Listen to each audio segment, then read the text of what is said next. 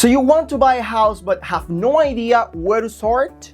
Maybe you think the process is way too complicated and you would rather not even think about it. I get it. Sometimes we all feel that way when faced with big and important decisions. It's easier to avoid them or postpone them. But don't worry. In this video, I promise you to make life easier for you. I'll share the essential things you need to know if you want to buy a house next year, or the next, or the year after that, or the next one. No rush. This video is all about what you should do to prepare for the journey to your future home. My goal is to help you see this beautiful experience as something exciting, not a tedious process. I wanted to have a guide that helps you understand what you should and shouldn't do if this is your short-term goal. That way, you can turn your dreams into reality and enjoy one of the most important purchases of your life, your first house, or maybe your second or third or fourth. I don't know. Everyone has its own story. As you all know, all this content here is completely free so far. The only thing I ask for in return is your support, watching these videos, engaging with them, and sharing your feedback. You already know it. It's free and changes lives. Let's get started.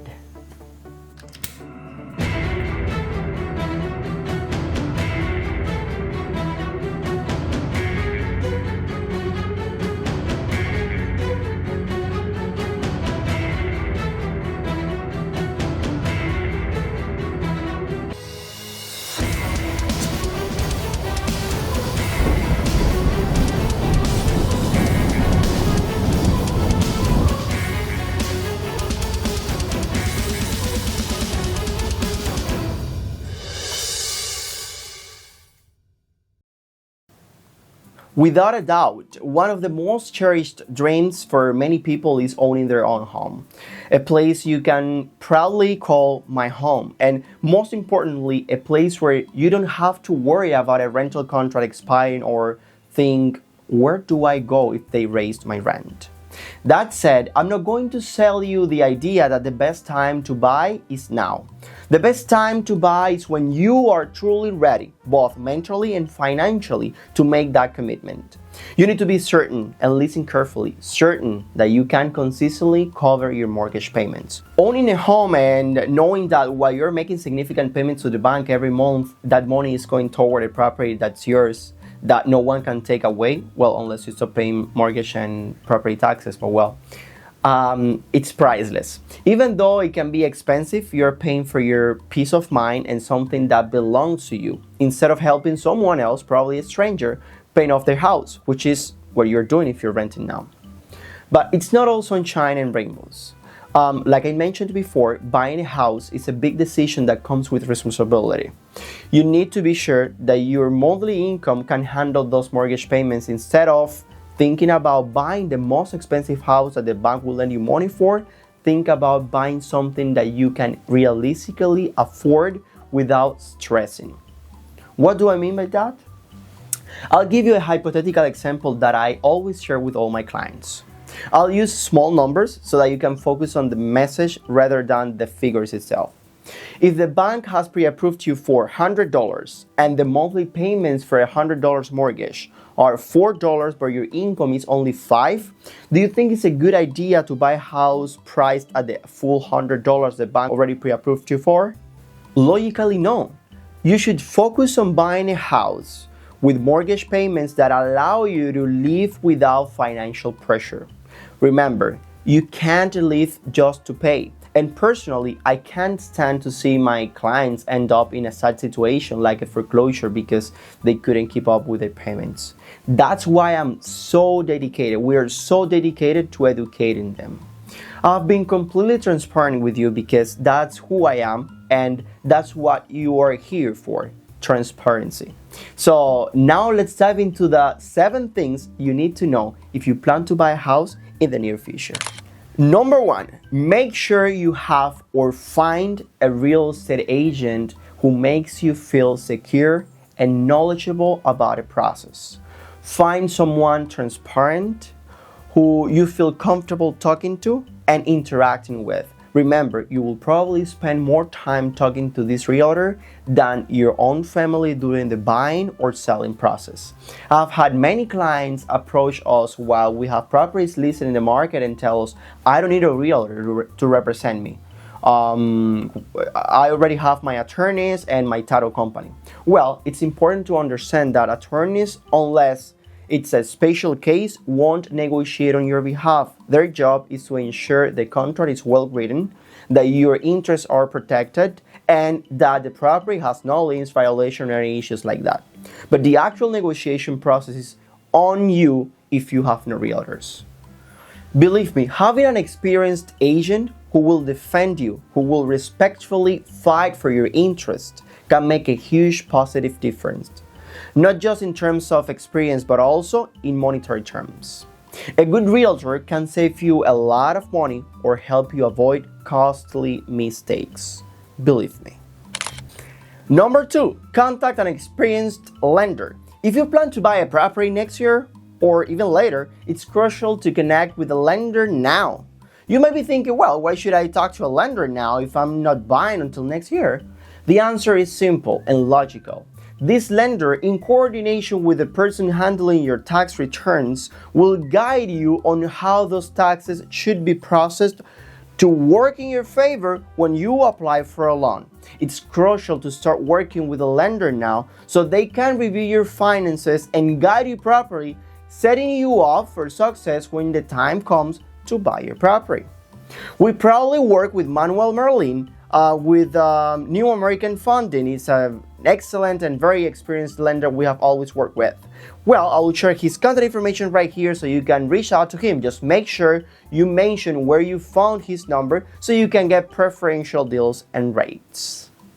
Number 3, choose carefully who will prepare your taxes. Make sure it's someone specialized in the field, not just someone filling out forms and throwing numbers around the sake of it. My recommendation is to find someone experienced in helping future home buyers declare their taxes.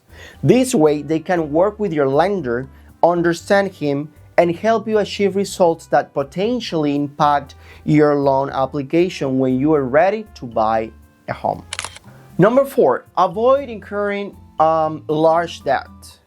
So avoid large debt. One of the key factors lenders analyze to determine your payment capacity is your debt-to-income ratio, or DTI. What is it? Well, it's the ratio of your total monthly debt payments to your gross monthly income.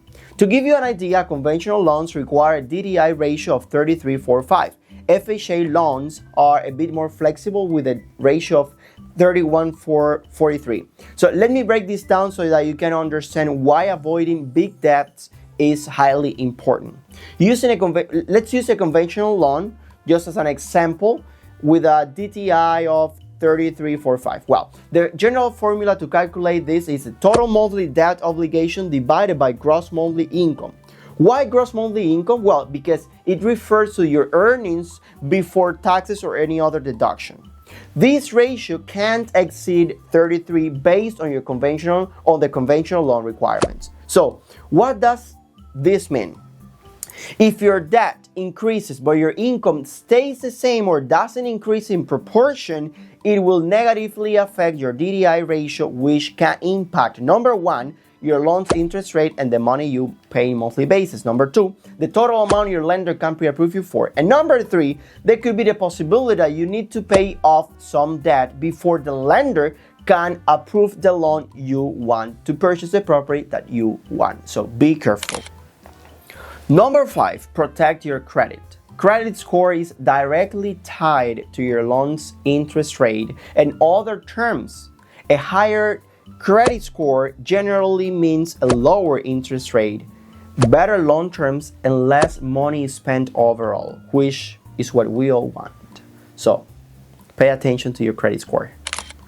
And number 6, and more important, don't spend the money you've saved for your down payment on Christmas and New Year's celebration. Please be smart. Remember, your future house is more important than any holiday splurge. Stay disciplined and focused.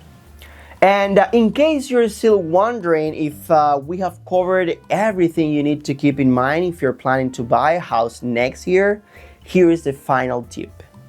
protect your job. Yes, protect your job. As you learned in tip number 4, your income is crucial. Avoiding changing jobs right now if it means that your income will decrease. Not only will this affect the debt to income ratio, but it also lowers the bank's confidence in lending you money. This could negatively impact your interest rate, the loan amount you qualify for, and if your income decreases, it may even come with additional conditions to the loan. So be careful with any job changes if you are planning to buy a house next year.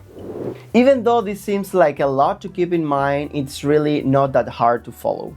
My recommendation is to write each tip down on a paper or in your phone's note section and start taking action immediately. If you are already in the process, feel free to note down our phone number, which we'll leave in the comments and also here on the screen, 786-905-2481. Give us a call and it would be our pleasure to guide you, advise you, and get you closer to your dream home. Or maybe not the home of your dreams just yet, but the one you can realistically afford, which is essential if you want to protect your mental and financial well-being. That's the most important thing.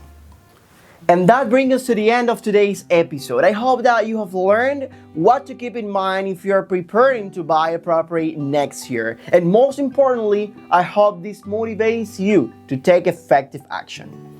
Now I have to say goodbye. Until next time, I hope that whatever happens with you between today and the next time we meet is absolutely amazing. Be happy out there.